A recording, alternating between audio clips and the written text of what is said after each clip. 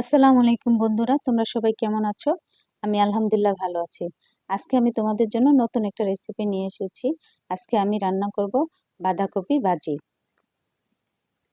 তো আমি কিভাবে বাঁধাকপি ভাজিটা রান্না করেছি সেটা তোমরা এই ভিডিওতে দেখে নাও।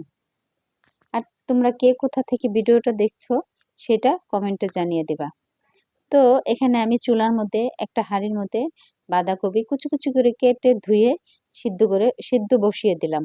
তো এর মধ্যে সামান্য পরিমাণ হলুদ দিয়ে দিব আর দিয়ে দিব পরিমাণ মতো লবণ দিয়ে ঢাকনাটা ঢেকে সিদ্ধ করে নেব।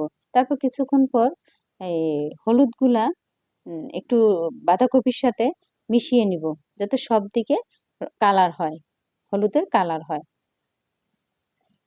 ভালো করে মিশিয়ে নিব, নেড়ে চেড়ে ভালো করে মিশিয়ে নিব। তারপরে